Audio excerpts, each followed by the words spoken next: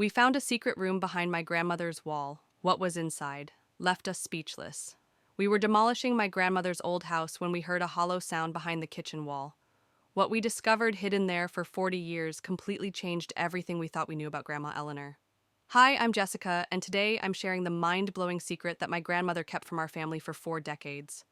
My grandmother Eleanor passed away 6 months ago at 89 years old. She lived in the same house for 55 years, a modest 2-bedroom home in suburban Ohio that she bought with my grandfather in 1968. After Grandpa died 15 years ago, we always offered to help Grandma move somewhere smaller or renovate the old house, but she always refused. "This house is perfect exactly as it is," she'd say firmly whenever we brought it up. Grandma Eleanor was incredibly private and independent. She was a retired librarian who lived very simply, spent her days reading, gardening, and volunteering at the local church. We thought we knew everything about her quiet, ordinary life. After she passed, our family decided to sell the house. But when the real estate agent came to assess it, she said the kitchen was too outdated and small for modern buyers. "You'll need to renovate or knock down walls to open up the space," she advised. So last month, my cousin Mark and I hired a contractor to start demolition work in the kitchen. We figured we'd modernize the space before putting it on the market. We had no idea we were about to uncover the biggest family secret of our lives. The contractor, a guy named Tom, who'd been doing renovations for 20 years, started removing the kitchen cabinets and drywall. Everything seemed normal until he got to the wall between the kitchen and what we thought was just a closet. "Hey, this is weird," Tom called out, tapping the wall with his hammer. "This section sounds completely hollow, but according to your house plans, there should be solid wall here." Mark and I came over to listen. Tom was right. When he tapped most of the wall, it made a solid thud. But this one section, about 4 feet wide, made a distinctly hollow sound. "It's like there's empty space back there," Tom said, looking confused. "But that doesn't make sense with the layout of your house." We pulled out the original house blueprints that we'd found in Grandma's papers. According to the plans from 1968, this should have been a solid wall with plumbing running through it. There was no indication of any space or room behind it. Tom suggested we cut a small hole to investigate. "Better to know what we're dealing with before we go any further," he said. Using his reciprocating saw, Tom cut a small square in the drywall. When he pulled the piece away and shined his flashlight into the opening, his expression changed completely. "You guys need to see this," he said quietly. "There's definitely a room back here, and it looks like someone put a lot of effort into hiding it." Tom cut a larger opening so we could actually see inside. What we discovered took our breath away. Behind that kitchen wall was a completely finished room, about 8 feet by 12 feet, with carpet, painted walls, electrical outlets, and even a small ventilation system. It was like a secret office or study that had been perfectly preserved for decades.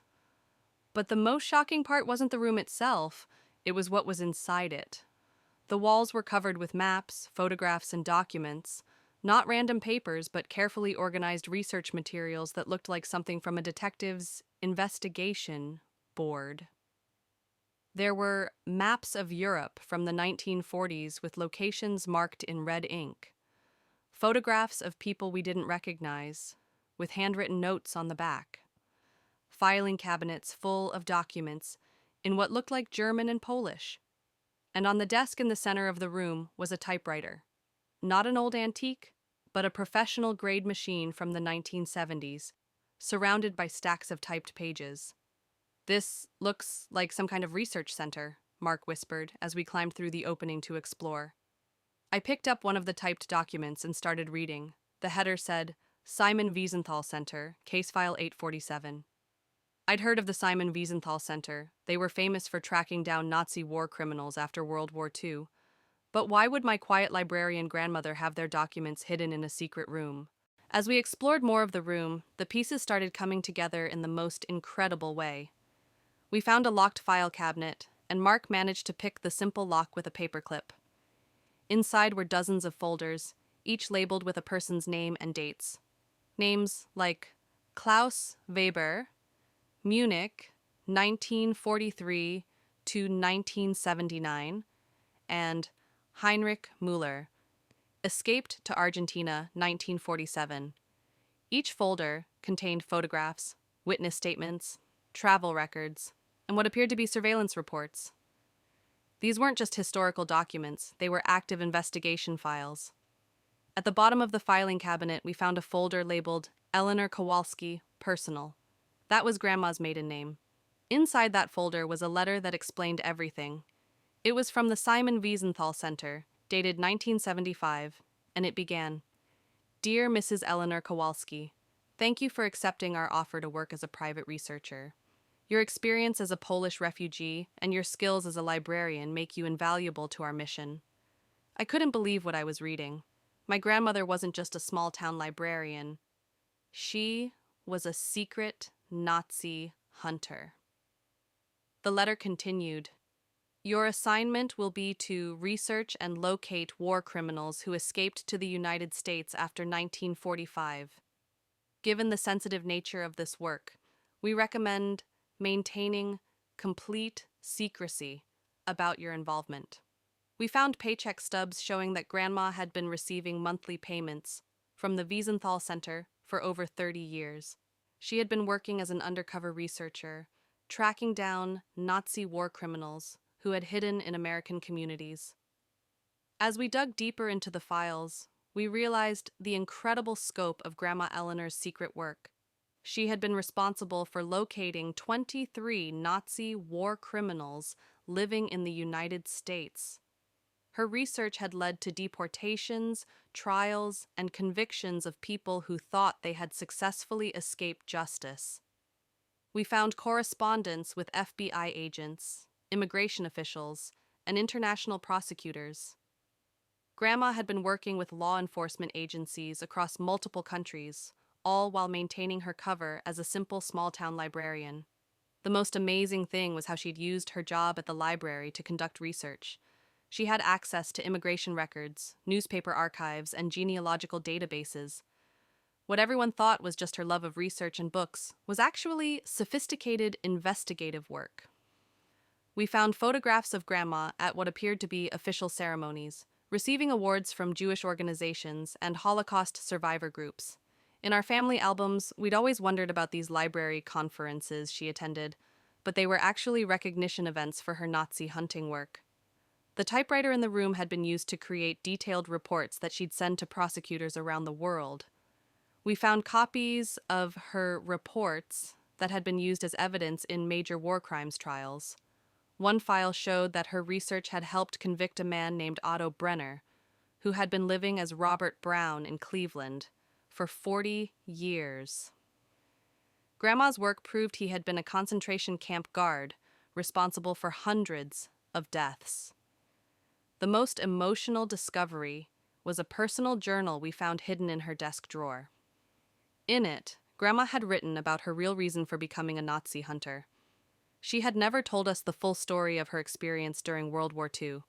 According to her journal, her entire family in Poland had been killed by Nazi soldiers when she was just 16 years old. She had survived by hiding in a barn for 8 months, then made her way to America as a refugee in 1946. "Every Nazi I help capture," she wrote, "is justice for my parents, my brothers, my grandmother, who died in my arms. I cannot bring back my family, but I can make sure these murderers don't live comfortable lives while my loved ones are in their graves." She had been carrying this mission for over 30 years, working in secret because she didn't want to burden our family with the darkness of her past. The journal also revealed why she had been so adamant about never renovating the house. She knew that any construction work would risk exposing her secret room and ending her work. "My family thinks I'm just a quiet old librarian," one entry read. "They have no idea I'm fighting the most important battle of my life right here behind these walls." We contacted the Simon Wiesenthal Center to let them know about our discovery. Dr. Sarah Goldman, one of their senior researchers, came to Ohio the next week to meet with us.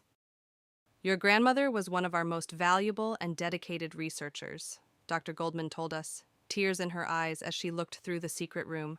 She never missed a deadline, never stopped working, even when she was in her 80s. Dr. Goldman explained that Grandma Eleanor's work had been instrumental in some of the most significant Nazi war crimes cases of the past 3 decades. Her meticulous research had helped bring justice to Holocaust survivors around the world. Eleanor never wanted recognition or publicity, Dr. Goldman said. She always said the work was more important than any credit, but she deserves to be remembered as a hero. We learned that Grandma had continued working until just 6 months before she died. Her final case had helped locate a 95-year-old former SS officer who had been living under a false identity in Florida. The Wiesenthal Center asked if they could create a memorial exhibit about Grandma Eleanor's work. They want to honor her 3 decades of secret service to justice and human rights. Finding that secret room completely changed how we see our grandmother. The woman we thought was just a quiet librarian was actually a warrior for justice, fighting against evil for 30 years in complete secrecy. Grandma Eleanor kept her secret not because she was ashamed, but because she wanted to protect us from the darkness she was confronting every day. She chose to carry that burden alone so we could live normal, peaceful lives. We've decided to preserve the secret room exactly as she left it. The new owners of the house have agreed to keep it as a memorial to her incredible work. If you have elderly relatives who seem to have simple, quiet lives, remember that you might not know the full story. Our grandparents' generation lived through extraordinary times, and some of them carried extraordinary secrets. Grandma Eleanor taught us that heroes don't always wear capes. Sometimes they wear cardigans and spend their days at the local library, quietly fighting to make the world a more just place. Share this story if it amazed you, and remember that the most important work is often done in secret, by people who never seek recognition for their courage. Rest in peace, Grandma Eleanor. Your secret is out, and the world knows you were a true hero.